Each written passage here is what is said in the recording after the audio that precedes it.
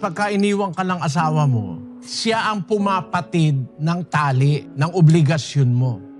Ba, iniwan ka, asawa mo, iniwan ka, no?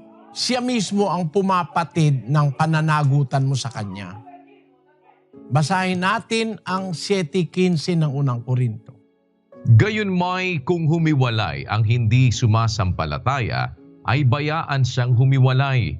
Ang kapatid na lalaki o kapatid na babae ay hindi natatali sa mga ganitong bagay, kundi sa kapayapaan kayo tinawag ng Diyos. Pagka ikaw ay hiniwalayan ng asawa mo, iniwanan ka na, napatid na yung tali, hindi ka na natatali, no? Ang kapatid na lalaki, yung sumasampalataya, o yung kapatid na babae na sumasampalataya, hiniwalayan siya ng asawa niya, hindi ka na nakatali, di ikaw ngayon malaya na. Siya ang umalis Ngayon, kung malaya ka na, pwede kang mag-start anew. Pero kung may pag-asa pa, huwag ka munang mag-aasawa. Pero kung yung asawa mo, hiniwalayan ka, tapos sumama na sa ibang lalaki, ay mahirap na yun, ano? Kasi merong provision ng Biblia ng reconciliation 7:11 ng unang Korinto. Datapwat kung siya'y humiwalay ay manatiling walang asawa o kaya'y makipagkasundo sa kanyang asawa at huwag hiwalayan ng lalaki ang kanyang asawa. Batas sa iglesyang totoo. Sa loob ng iglesyang totoo, hindi sa iglesyang tinayo ng tao. Kung humiwalay, manatili munang walang asawa o kaya makipagkasundo. Merong time for reconciliation May provision ng Biblia na mag-reconcile ang mag-asawa.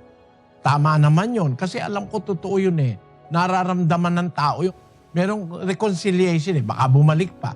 Pero kung halimbawa, nag-asawa na ng iba, wala nang balak bumalik sa'yo, libre ka na. Siya nga ang gumawa na maputol na yung relasyon nyo Hindi mo kasalanan yon.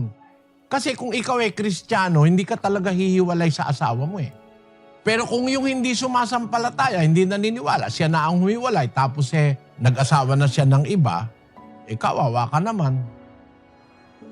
Meron ka ngayong pagkakataon kung wala ng tali, pinatid niya siya nagpatid Pwede okay lang kung magkaroon ka ng panibagong start.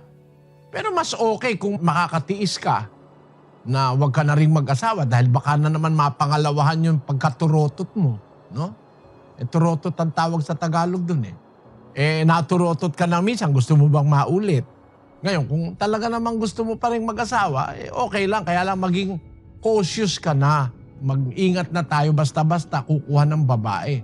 At lang halimbawa na talagang kasi ang buhay mag-asawa, isa yan sa pinakamaselang relasyon. Ano? Yan ang pinakamalapit na relasyon kasi kayo yung dalawa ay isang laman na lang. No? Sabi ng Biblia, yan ang pinakamalapit na relasyon. Pero isa yan sa pinakadelikadong relasyon. Pag hindi yan na-guide ng aral ni Kristo, ang pupuntahan ng pag-aasawa, distraction. Distraction of the family, distraction of your soul, and losing your salvation.